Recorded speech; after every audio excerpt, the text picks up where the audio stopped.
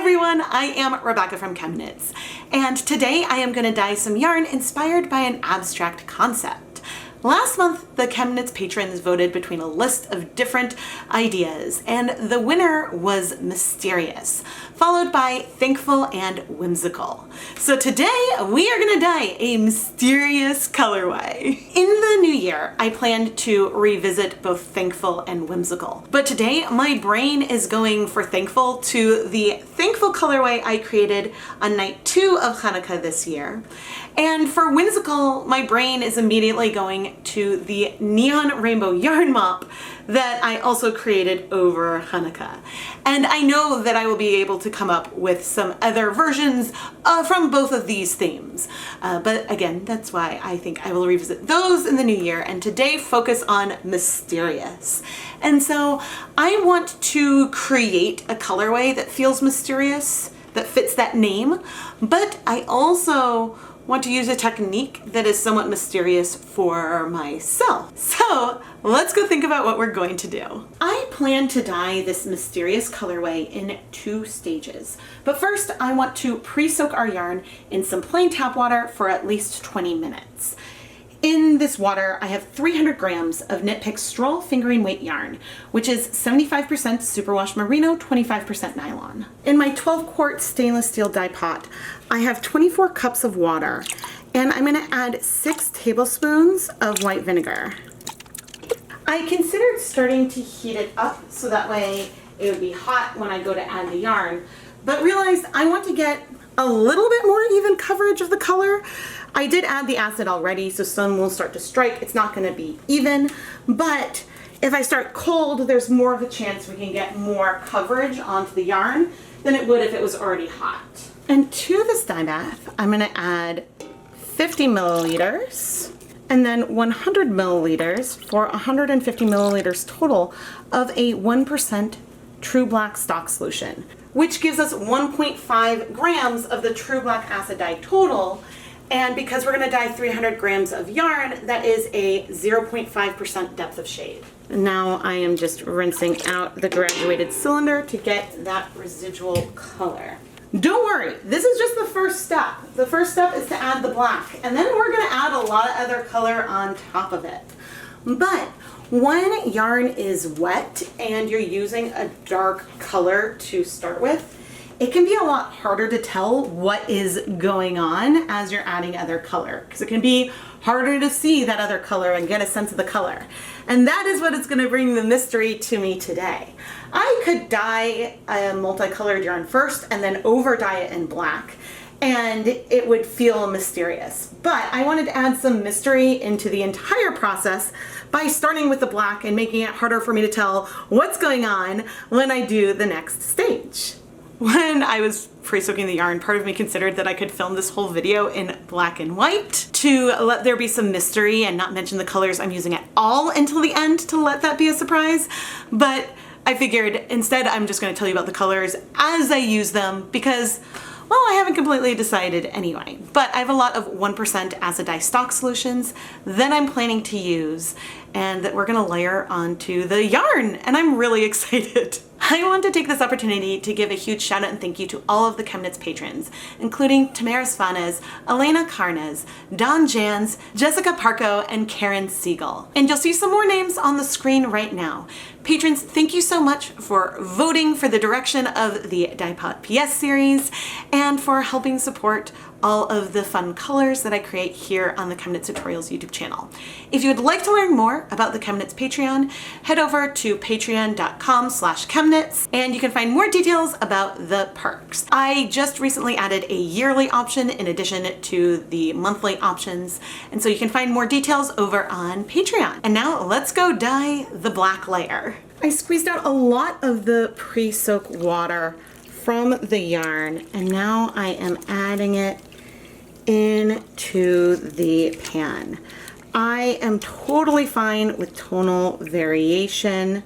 This is not going to be a true black, but it'll probably bring us to a fairly deep charcoal color. And so the goal is just to not have massive white patches left behind. So I'm going to go rinse off my hands and then we'll turn on the heat. I'm going gonna have the heat on high until we start to see some movement on the surface, and then I will reduce the heat to medium low and let this go for either 20 to 30 minutes or once all of the dye has absorbed. Because since we will be dyeing this another time using some other colors that I have currently off camera, it doesn't need to be like 100% set here because we will be heating things more. But one of my goals is to just make things a little bit harder for me to tell what is going on with the other colors. Just a little bit. Okay, it's been about 20 minutes and let's check in on our colorway. And there might still be like a tiny bit of something in the pot, but nearly everything is in our yarn. So I am going to remove the yarn, set it aside to cool, and then we'll start setting up for our next stage. So we have here, I would call this a dark gray, which actually on camera it's looking fairly light, but in person I promise it is got some depth to it. Our charcoal deep gray yarn is cool, which I'm not entirely sure why I wanted it to be cool. Maybe because I wanted to be able to manipulate it a little bit, but I think what I'm gonna do is just add back some of the warm water that we used from that first dye stage. So therefore I'm feeling a little bit silly about letting it cool. I mean, that water is no longer hot, as you can see by me touching it now, but I'm not really sure what my plan was there. But anyway, I've added enough water to more than cover the yarn, probably half of what was in the pot. And now we are gonna start adding some color. I'm gonna start with this much of a 1% stock solution of Tangelo, but I'm gonna fill this cup with some water. Tangelo is an orange, but it is like a, it's an orange color, but it is definitely like a reddish orange for sure. And I am adding this in some spots and just working it through. We may need to add more color on the other side.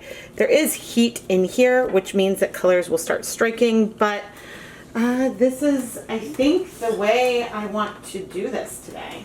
I've now grabbed a similar amount of some cherry bomb, which is significantly more pigmented, I think, than the Tangelo. I've also filled my little cup with some water and am pouring it on to our yarn and just letting it do its thing. I'm not worried about having white left in here because there, really isn't any white that is present. But I will say, I have dyed something that'll come out in January where I use the Tangelo and cherry bomb together, and those two colors definitely look different, but right now they look very much the same.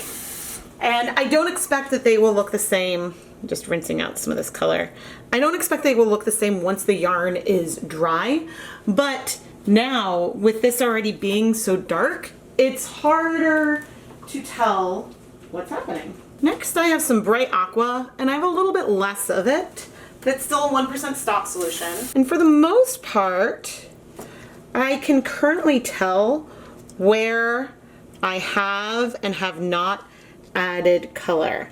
But I will say that with this aqua, that is a little bit harder to tell. And I think at this stage, I am gonna go ahead and turn on the heat. This catering steam pan, which is dedicated for dyeing yarn, is across 2 gas burners on my stovetop. Finally, I've got a little bit of a 1% stock solution of some Pecan brown, which is another pigmented color, and I am just gonna add some of it.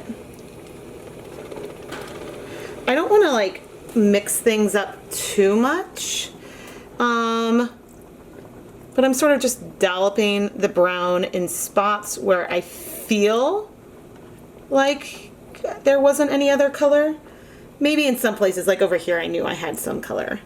I did not use all of it. I will probably flip this in a little bit, but I guess this is like where I am starting. And so it's hard to say where this is going because the blue is so subtle. I mean, I can see it here, but on camera, everything is very subtle. And actually, if I look, okay, there is definitely still color everywhere that needs to absorb. So what I'm going to do is, I'm already starting to steam, which is good. I'm gonna heat this, I think, for 10 minutes, and then we'll check in. It's been 10 minutes, and when I checked 2 minutes ago, there's still a little bit, probably some cherry bomb down here. That color can be, can give me some issues sometimes, but there's just like a tiny hint of some color down there, so I am going to go ahead and flip the yarn.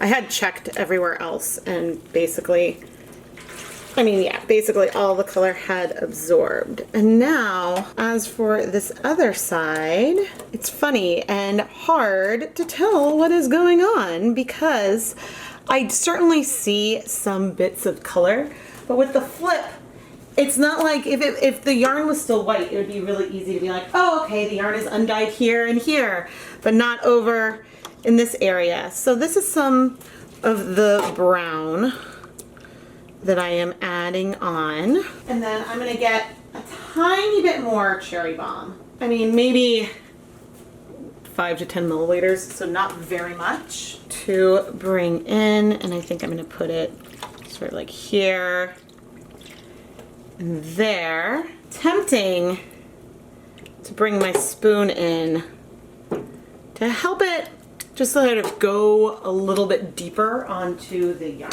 Next up, I've got this much Tangelo from the 1% stock solution. So that's a fair amount of color. I can't tell really where I added the brown because it is so close to the black. It's a little hard for me to just tell where I have placed it, which I think is one of the fun things about this. And honestly, from some times where I have overdyed, say something that was more rainbow with black, it can be hard to tell where some of the colors were. Some make a bigger difference on it. I have this much left of the 1% stock of Bright Aqua, which as a premixed pastel will have less overall impact on the final color, but I don't know what was right there. I did want to include something that was cooler toned in here with all of these warmer colors. I know that a combination of orange and black is going to lean brown. Red and black can become more like burgundy, and then blue and black can start to feel a little bit like purpley.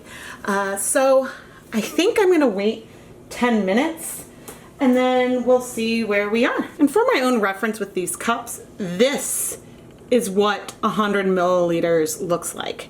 So when I'm adding a bit, I'm probably adding, in most of these cases, say 20 to 30, maybe a max of 50 milliliters of color each time, approximately. It has been 10 minutes.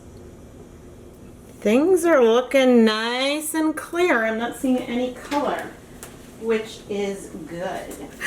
I am so hard pressed to try to tell you what color this is, which is pretty fun. Okay, I am going to open up.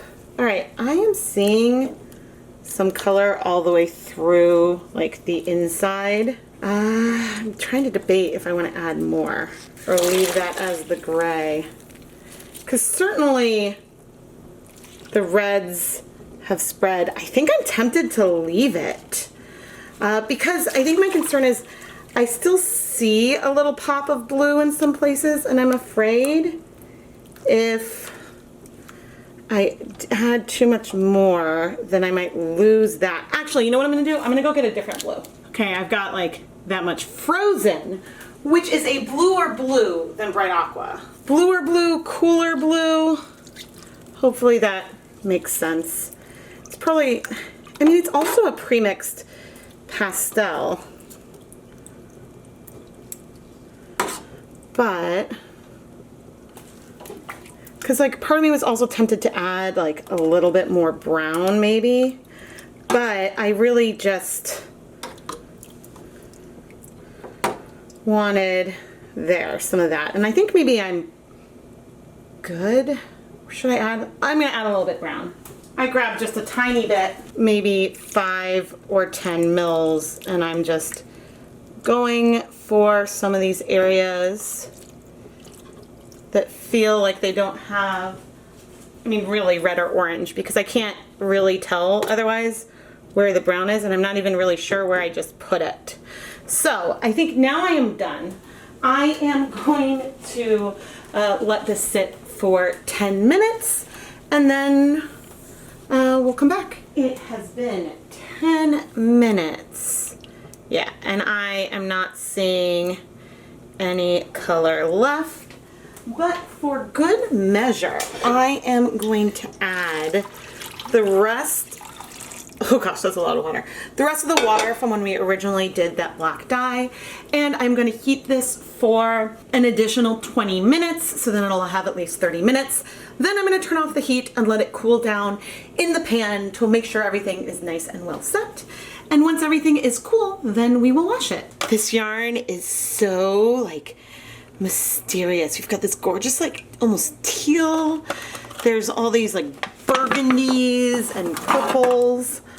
I'm not currently seeing much evidence of brown, which surprises me a bit because we did add an orange, but I mean that's part of the mystery, right? The color will definitely be lighter once it dries. I mean right now I don't think actually in this shot you don't really even see a lot of that variation, but some of that starts to come out once you remove more liquid. There's no bleeding so far, which is great. Oh, I am so happy. This is so like dark and mysterious, and it was really fun. Sometimes I can get a little bit frustrated when I want to make something that's really, really saturated, but I can't really see what's happening because things are so dark.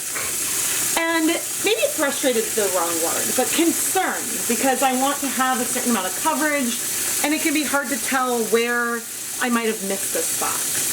But it went pretty well today, and so it was fun to do it this way, because a lot of times I might dye the brights first and then layer the black on top. But this way, I had more control over what colors were showing through. And we're looking pretty good. I'm not seeing bleeding. So this time I had more control, for example, when I could say, oh, I think I want some more blue. I don't really want to add any more orange or red. I wish that there was a little bit more cool tones in here, and so then I was able to do that. And that might be harder for me to predict if I had dyed the base color of this first and then layered black on top. But anyway, I think that it is mysterious and great, and I am really excited and hope that y'all are too. So anyway, I'm now going to put this through my spin dryer, hang it up to dry, and we'll come back to see the finished yarn. And now it's time to see our mysterious yarn. I figured I'd make you wait just one more minute to add to the reveal. Ta-da! I'll be honest, it could be deeper. I could have used, I think, more black and gone for a 0.75 or even a 1% depth of shade of the true black before layering on the colors.